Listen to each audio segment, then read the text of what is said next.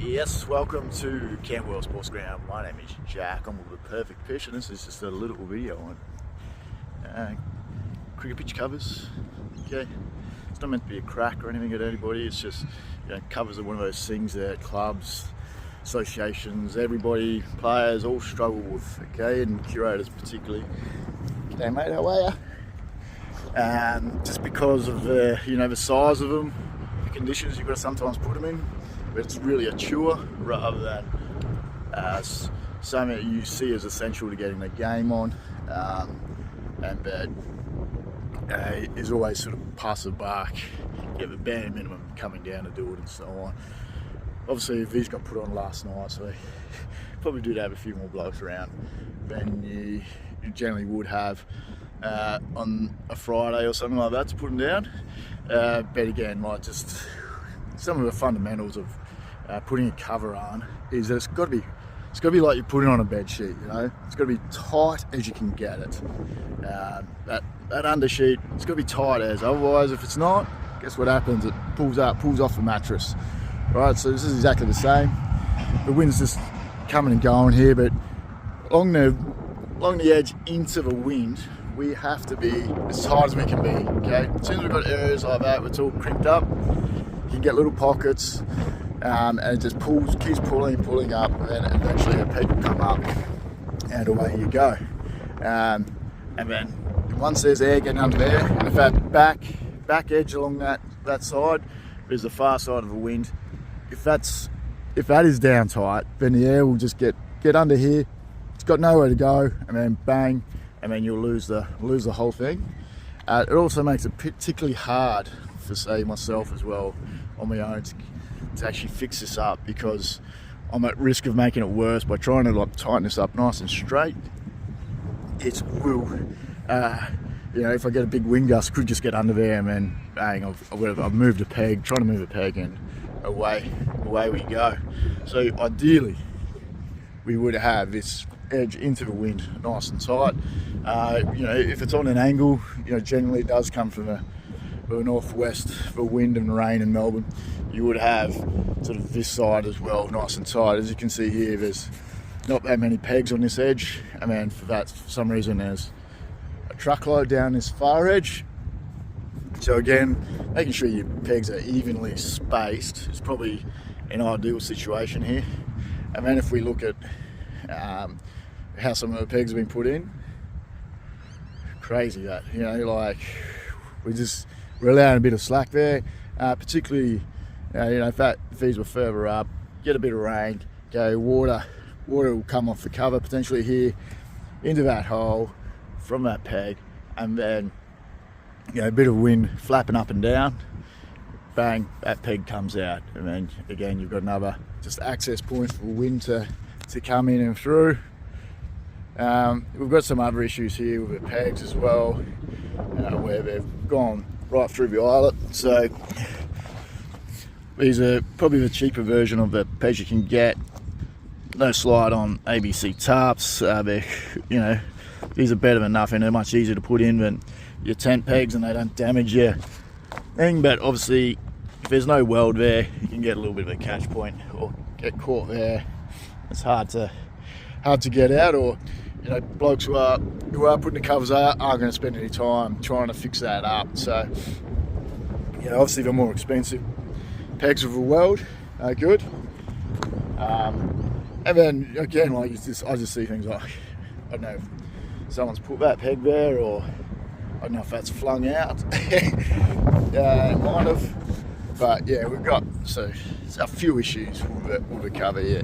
But again, the main thing is, when you're putting them out, particularly if you've got guys here, get this rope out of the way, tie it up, put it away, okay?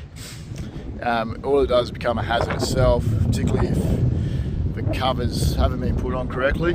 Okay, get that rope out of the way, chuck it back over in your storage shed, and then just get this cover, get one edge into the wind as flat as possible, as tight, as flat as possible, and then work your way around, do the same.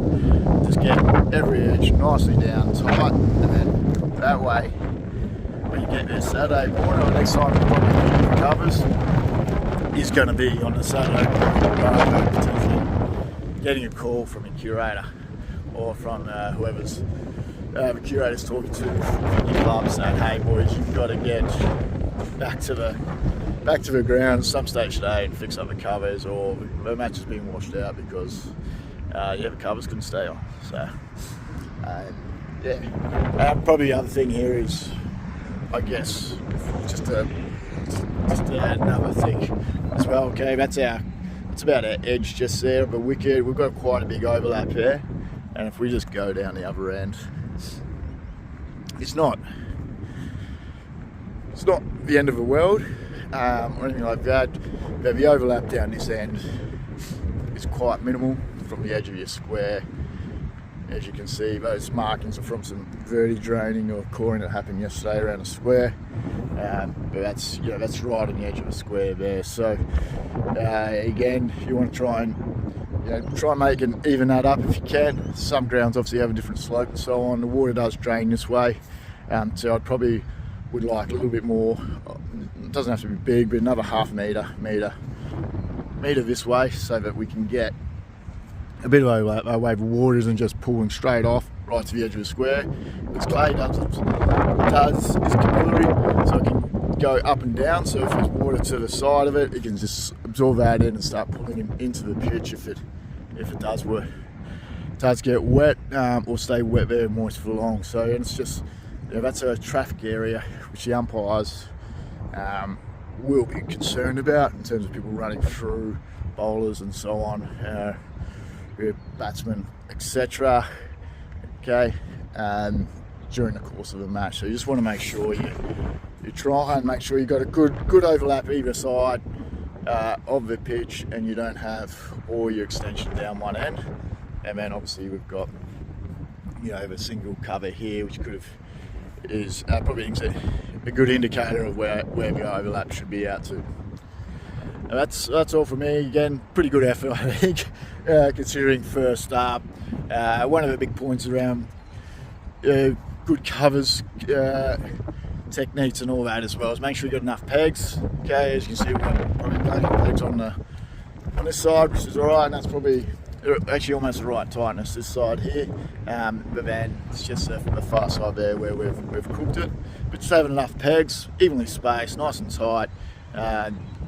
And just someone who's going to lead it and knows what needs to be done, okay? Whether it's one person or two people.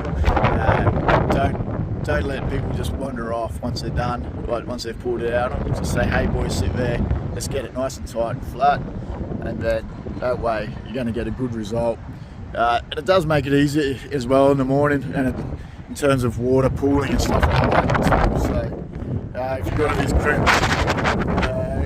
kinks and ripples in it and stuff like that, once the rain comes, it will just sit on the surface of the cover there. It won't go anywhere. It makes it hard for me to actually even pull back the cover, even expose the pitch. Obviously, a good curated technique would be to have using a side pitch when there's wet conditions around, particularly early season, which I've gone with. But it does make it, still makes it difficult where you can potentially get that runoff of water and try to get rid of the cover.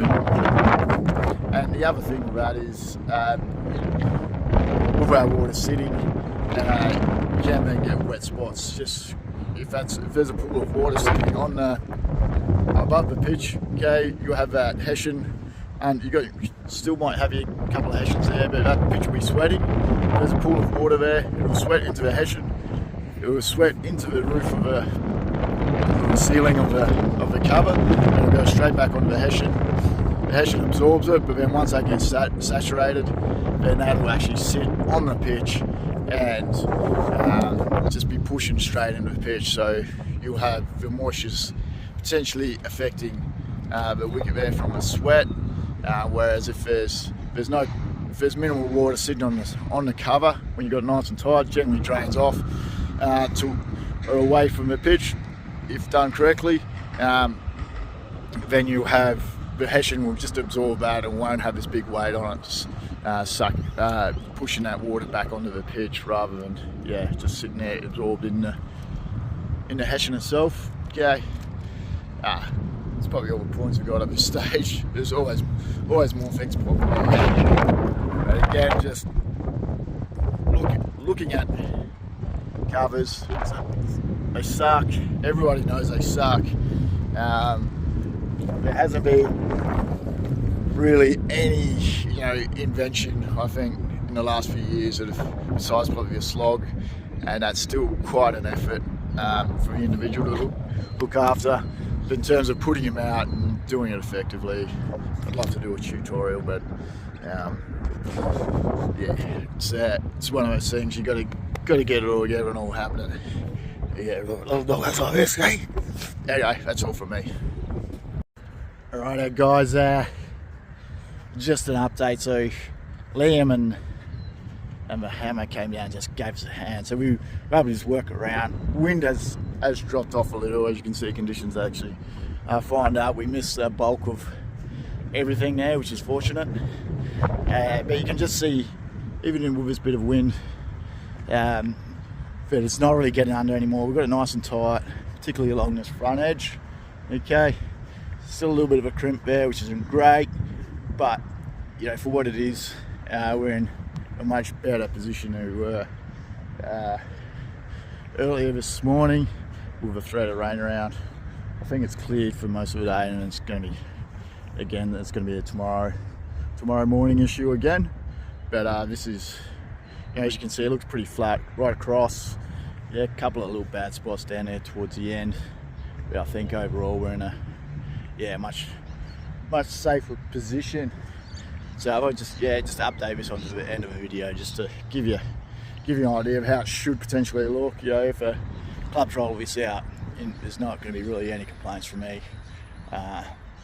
in terms of the quality of it, and that we're going to have safe pitch practices in play with the pitch being ready to use for Saturday. No questions asked.